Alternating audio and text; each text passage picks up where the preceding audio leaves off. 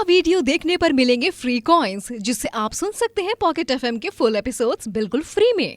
जिस शादी में वो बाराती बनकर गई थी, उसी शादी में उसे दुल्हन बनाकर मंडप में बैठा दिया गया। ये कहानी है इश्की की।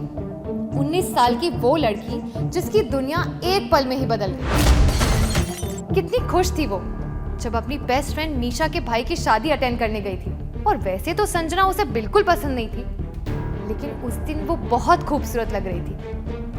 अब आप पूछेंगे कि संजना कौन है, तो संजना ही तो दुल्हन थी, मिस्टर राजवीर सिंघानिया उर्फ डेविल सिंघानिया की। इसी नाम से बुलाती थी इश्की उसे।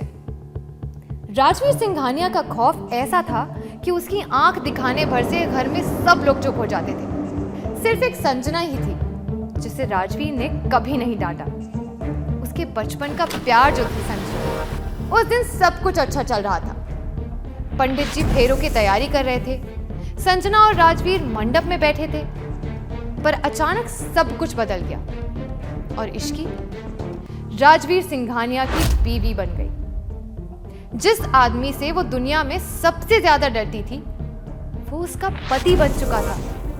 जानना नहीं चाहेंगे कि अचानक ऐसा क्या हुआ कि राजवीर सिंघानिया ने अपने बचपन के प्यार संजना की जगह 19 साल की इश्की से शादी कर ली। घर के सब लोग इतना क्यों डरते थे राजवीर सिंघानिया से? और क्या इश्की इस अचानक हुई शादी को कबूल करेगी? 19 साल में ही मेरी शादी जबरदस्ती करवा दी गई और मेरा पति एक डेविल था। पर यह जबरदस्ती की शादी मेरे माँ बाप ने नहीं करवाई थी, क्योंकि मैंने तो आज तक अपने माँ बाप को कभी देखा ही नहीं था। मुझसे शादी उस डेविल ने अपनी मर्जी से की थी। मैं इश्की कॉलेज के 3rd ईयर में ही थी। अपने सेमेस्टर ब्रेक में कुछ दिनों के लिए मैं अपनी बेस्ट फ्रेंड मिशा के घर रहने के लिए गई थी, और उसी दौरान मिशा के भाई राजवीर सिंघानिया की शादी थी।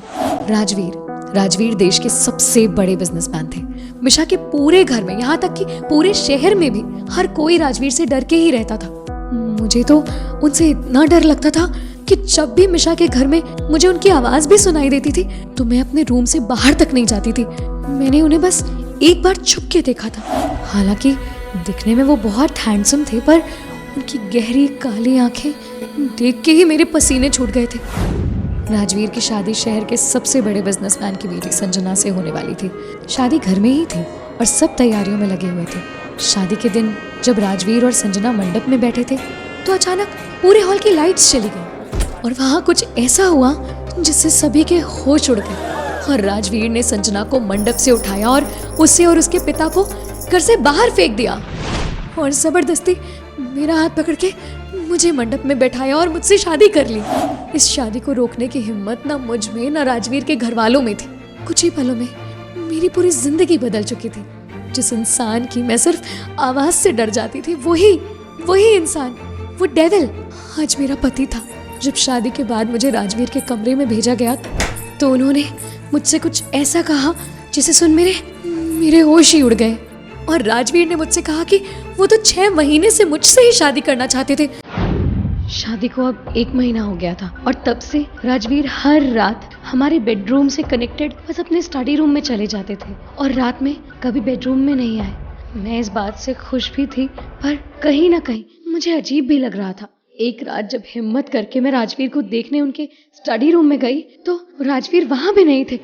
बेडरूम डोर के अलावा उस कमरे में बाहर से आने जाने का कोई भी दूसरा रास्ता नहीं था। तो ऐसे हर रात कहाँ गायब हो जाते थे राजवीर? और मैं तो राजवीर के घर में कुछ ही दिन पहले आई थी और मैं उनसे कभी मिली तक नहीं थी। तो वो 6 महीने से मुझसे शादी क्यों करना चाहते थे? अगर उन्हें मुझसे शादी करनी ही थी तो उन्होंने संजना से शादी का प्लान क्यों बनाया था? और क्यों फिर संजना को घर से बाहर निकाल दिया था? आखिर क्यों पूरी दुनिया, यहाँ तक कि राजवीर के घर वाले भी उनसे इतना डर के रहते थे? क्या था राज उनके स्टडी रूम का?